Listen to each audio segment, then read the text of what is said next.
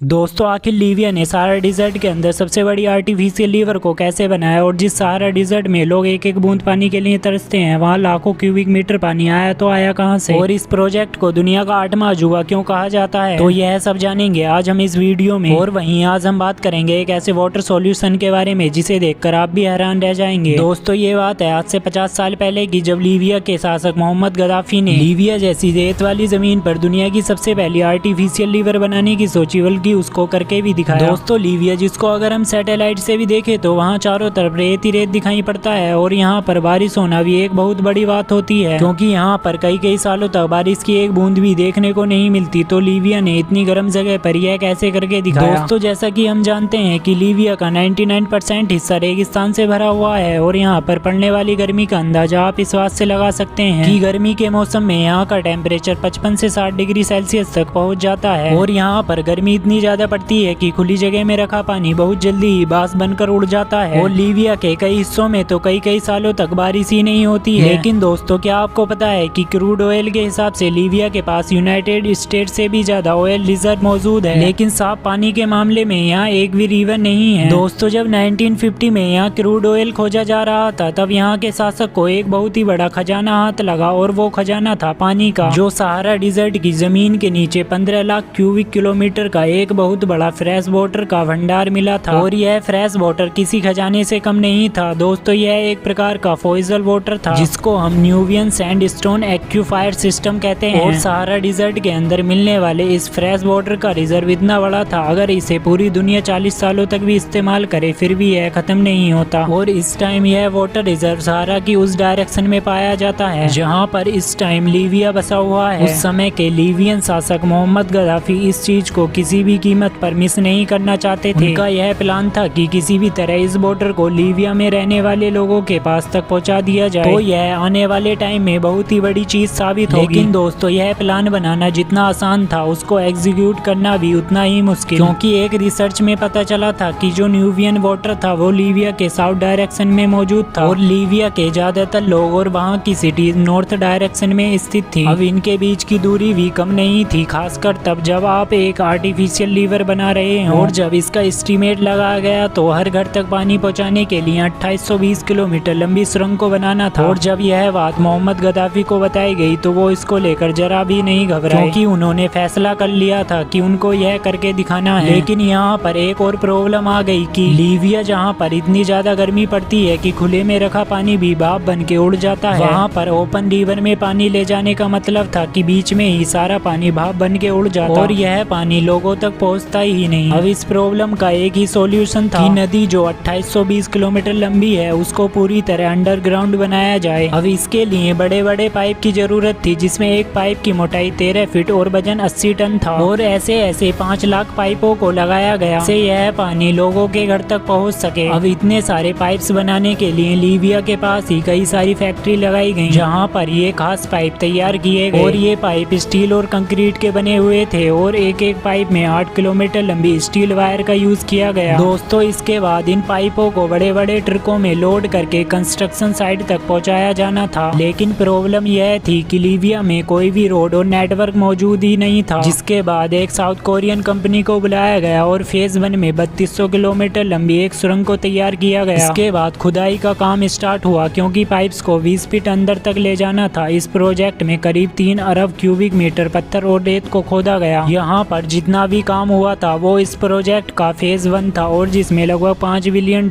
का खर्चा आया था। फिर इसके बाद 1989 में फेज 2 का काम शुरू किया गया, जिसमें पाइप्स को त्रिपोली तक बिछाया जाना था, जो कि लीबिया की कैपिटल और सबसे बड़ी सिटी है। इस काम के लिए जबल हसूना में 2 वेल्स खोदे गए और करीब 200 मीटर अंदर से पानी को पंप किया गया। इसके बाद यहाँ से लेकर त्रिपोली तक पाइप को बिछाया गया, जिसकी दूरी 700 किलोमीटर थी। फेज 3 में कुफरा में वेल्स खोदे गए, जिसको बेंगाजी तक ले जाना था और जो लीबिया की दूसरी सबसे बड़ी सिटी है। इसकी दूरी करीब 1000 किलोमीटर थी। इसके बाद अगले फेज में इन नेटवर्क्स को आपस में जोड़ा गया। लीबिया के इस सबसे बड़े मैन मेड रिवर प्रोजेक्ट में 5 बड़े वाटर रिजर्व बनाए गए और ये बड़े बड़े वाटर रिजर्व पानी को स्टोर करने में हेल्प करते थे। और the Guinness of old book के मुताबिक यह दुनिया का सबसे बड़ा हैंडमेड रिवर है और साथ साथ में यह दुनिया का सबसे बड़ा इरिगेशन सिस्टम भी है। इस प्रोजेक्ट की मदद से निकलने वाला वाला पानी न केवल लोगों के पीने के लिए उपयोग होता है बल्कि इसका यूज कृषि और इंडस्ट्रियल एरिया में भी किया जाता है। और एक रिपोर्ट के मुताबिक लीबिया के इस प्रोजेक्ट में लगभग $25 बिलियन